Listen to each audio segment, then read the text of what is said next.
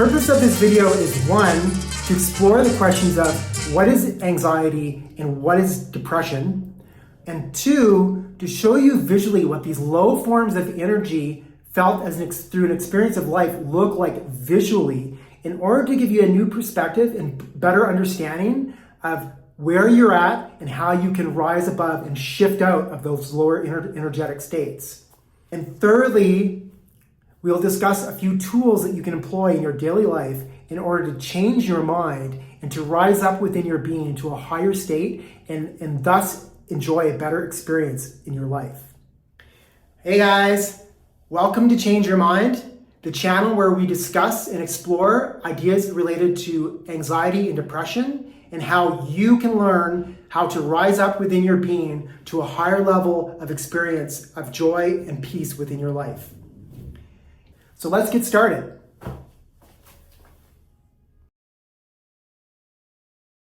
So the big question is, what exactly is anxiety? What is depression? What are these two things that so many people experience and so many people talk about, but yet we never actually get to see them? Well, we know they exist because if they didn't, both you and I would not be right here in this moment now. So they have existence, which means that they are material, but yet they do not have a form. They do not have a body. They're not like anything in the outside world, a plant, a dog, a tree, a bush, a chair, your body. They don't have a body. They are this thing that exists in our inner world, in our own personal psychologies, which are largely invisible. Anxiety and depression are the resultant effects of low energy states that we are experiencing in our being. So one of the biggest challenges with approaching and understanding low states of being, such as anxiety and depression, is that they are invisible. They don't exist in the outside world in our shared reality. They're an internal experience, part of our personal psychologies and inner world. The truth is, most of our experience of life actually comes from that invisible side within us. Really, when you break it down and look at who and what we are largely invisible. There's this internal psychological space through which you experience life and reality. If we go back again, one of the concepts that I continually talk about on this channel is that everything that exists in the universe is a form of energy, one form of another, continually changing state and changing shape. And thoughts and emotions are no different. They are just forms of energy that we experience both in our minds and in our bodies, and continually changing. So now I'm going to interject here and go on a little bit of a tangent on a theme that I discuss quite often on this channel, and that is the concept that everything in the known universe, everything that we experience in life, it's all forms of energy. Everything is energy, including thoughts and emotions. So everything you feel within you and every thought that you think is actually a form of energy that's in motion in your body. Now, the interesting thing about energy that we often don't think about is that energy actually is invisible. Often what we see and associate it with the concept of energy is actually the effects of the energy interacting with other objects and creating visible changes. A great example of this is that when we see waves on the surface of the ocean.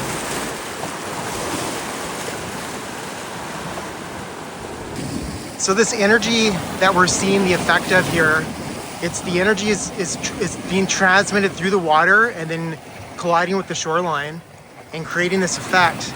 But actually the energy itself, the water is moving, but the energy itself didn't originate here. It's actually really quite calm where I am at the moment.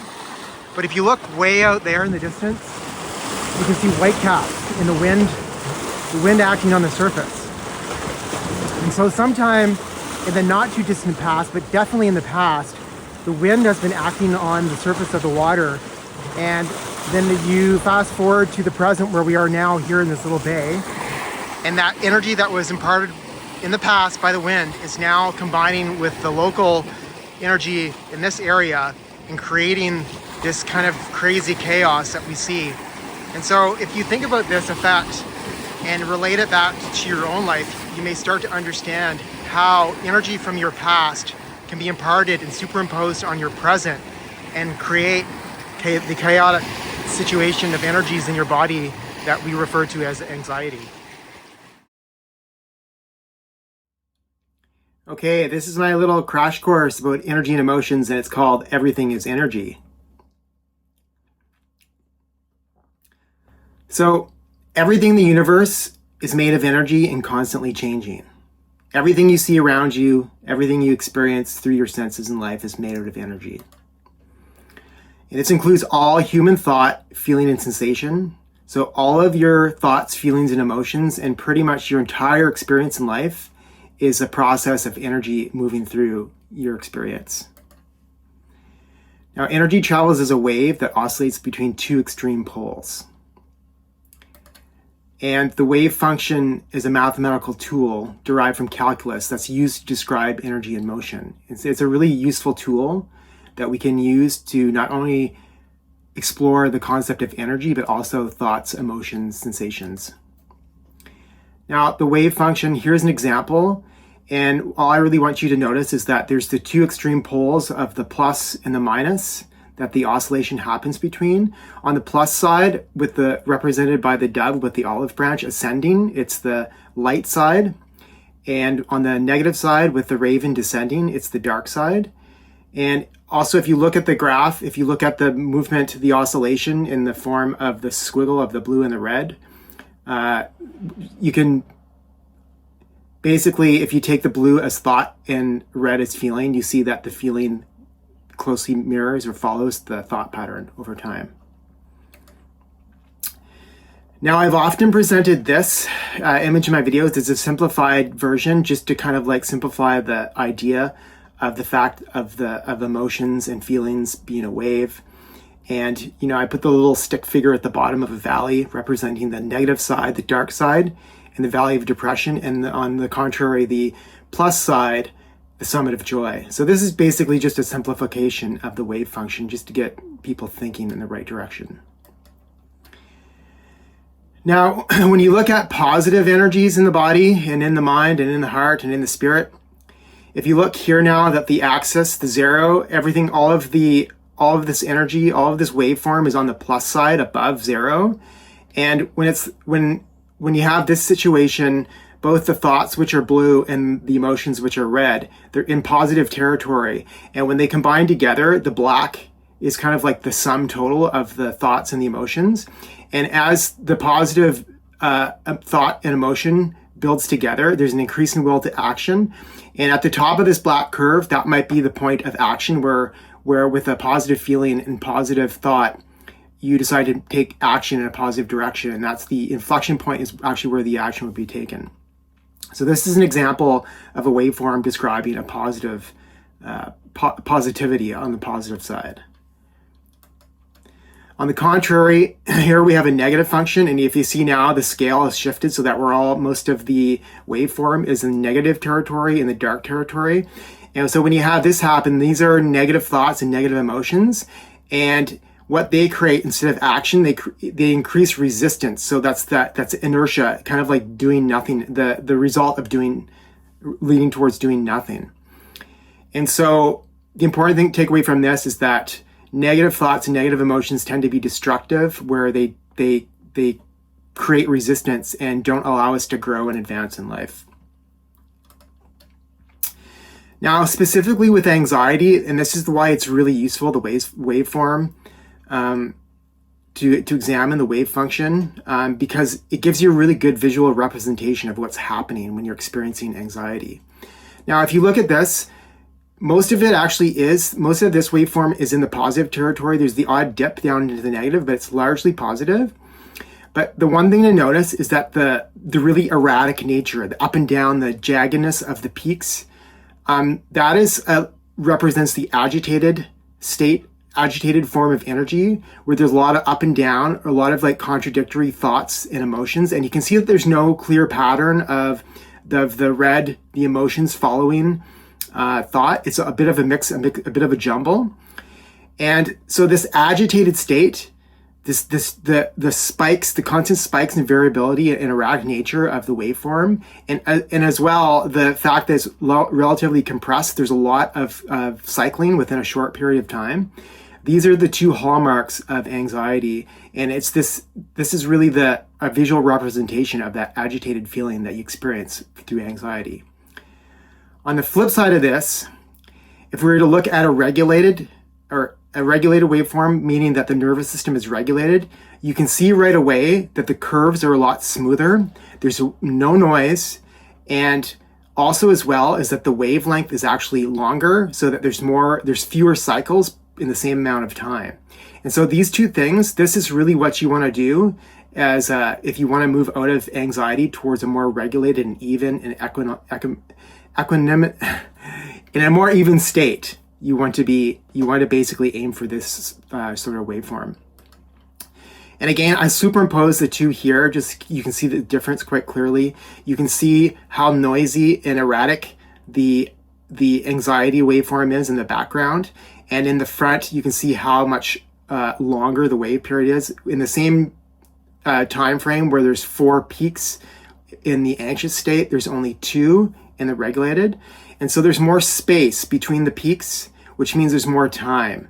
There's more time between the thought and the emotion. And so it actually gives you an opportunity. If you move towards the regulated state, it gives you the opportunity to increase awareness and also creates choice. Now, when we get into depression, again, one thing to really notice here is that with depression, the energy is already kind of relatively low, meaning that the wavelength is relatively long and even. But the one important thing about depression is that you can see that the entire waveform has been pushed down into the negative territory with the peaks just barely breaking the surface of 0 or neutrality.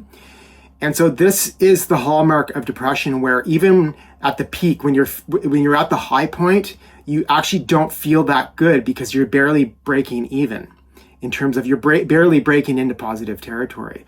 Most of your feeling is negative. There's a lot of inertia, and that's what makes it really difficult to shift, is because you're constantly in the low, in the negative part, with a very low energy. So with depression, what the idea is that you want to push that whole waveform up into positive territory.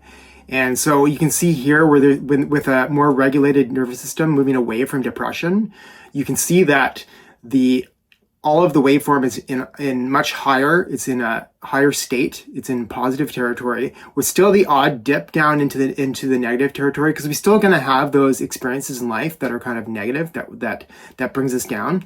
But overall, the whole curve has been shifted up into positive territory. And that's the objective when you're in a depressive state, is to get that energy up and moving into positive territory. So with this quick little crash course, I just wanted to really hammer in the idea that everything is energy, including thoughts and emotions. And it's really important to grasp this concept, because at the end of the day, the key to understanding and moving beyond states of anxiety and depression is the development of awareness of all your combined energies in the present moment. So like I said, with anxiety, if you're stretching the curve out and creating space, that gives you time between the thoughts and the emotions, and that's where you create the awareness and the ability to choose and to acknowledge and to choose what state you want to be in. So anyways, I hope you guys enjoyed this presentation, and now we'll get back to our other discussions. Now that we've discussed what anxiety and depression are, and we've looked at the energetics, how they look visually in terms of the energy inside of our bodies, let's move on to discussing what you can do in your life on a daily basis to change your mind and to elevate your level from these lower states to a higher level of experience in your life.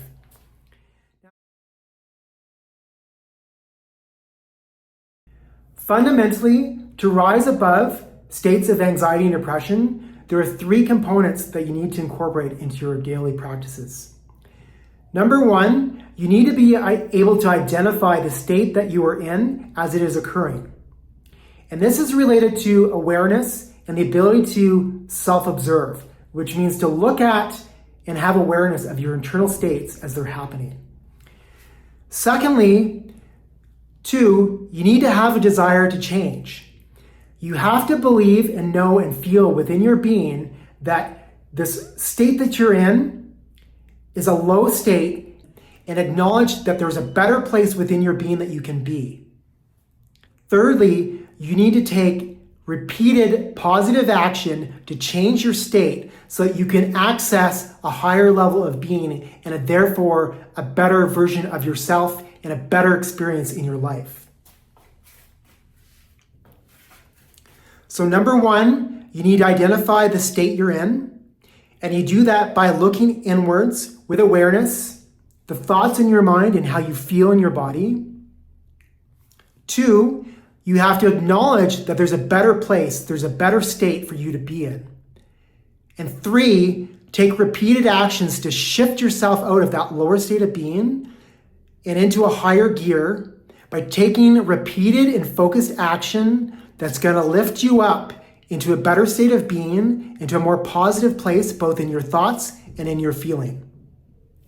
So if any of the ideas that I've presented here resonate with you and have helped you in any way, feel free to drop by my website, changeyourmind.life, where you can sign up to my email newsletter to get access to plenty of free other tools and resources. And also, hot off the press is my 68-page 12 Essential Disciplines Guide, where I go through a bunch of really awesome ideas to help lift your state and give you tools and techniques that you can incorporate into your daily life so that you accelerate your journey from lower states of being to a higher state to have a better experience in life. Well, hey folks, that's the end of today's episode. We've doggone done it. Anyways, I'm bringing this to you from deep in the heart of Mexico City because I just love traveling. So yeah, anytime you're headed out on a road trip and you want to bring me along, by all means, count me in. Anyways, as always, thanks for being here. Your presence is truly a gift.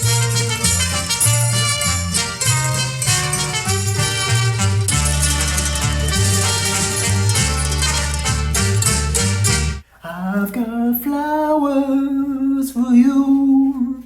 They smell so lovely. I've got flowers. Do they make your day a little brighter? Yay. Bye.